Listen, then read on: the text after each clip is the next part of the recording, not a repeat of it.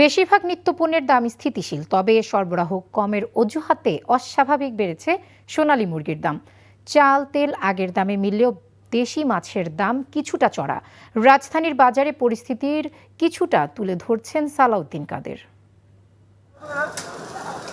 সকাল থেকে বেশ কয়েকটি বাজার ঘুরে দেখা যায় অনেকটা স্বাভাবিক রয়েছে নিত্যপণ্যের দাম।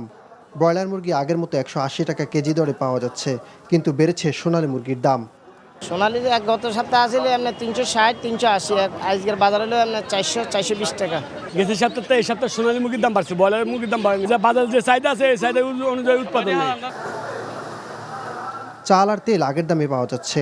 এছাড়া আলু ও পেঁয়াজের দাম গত সপ্তাহের তুলনায় 2 থেকে 3 টাকা কমেছে। পাইজাম চাল যেটা ওটা বিক্রি করতেছি মনে করি যে 50 থেকে 52 টাকা, মিনিকেট ভালো কোয়ালিটির বিক্রি করতেছি 80 থেকে 82 টাকা। পেঁয়াজের বর্তমানে দাম খুবই কম। খুচরা বাজার হলো 140 টাকা পাল্লা, আলু হলো আপনার 90 টাকা পাল্লা, আদা হলো 120 টাকা কেজি। সবজির বাজার তুলনামূলক স্বাভাবিক থাকলেও মাছ ভেদে দামের কিছুটা হেরফের দেখা গেছে। শোল মাছ 1100 টাকা কেজি, শিং মাছ 500 টাকা কেজি, মাগুর 600, চেউয়া মাছ 300, আর নদীর গুল 800। মোটামুটি দাম অ্যাভারেজে আছে, মানে খুব একটা বৃদ্ধি পায় নাই। আমার মতে সিমিলারই আছে, গত সপ্তাহের মতোই আছে আর কি। শিং মাছ কিনছিলাম হলো 350 টাকা কেজি, আগে 300 টাকা কিনতাম, 50 টাকা বাড়তি আছে।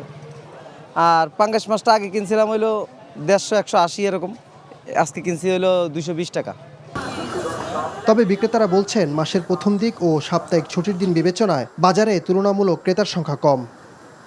সালাউদ্দিন কাদের, এনটিভি নিউজ, ঢাকা।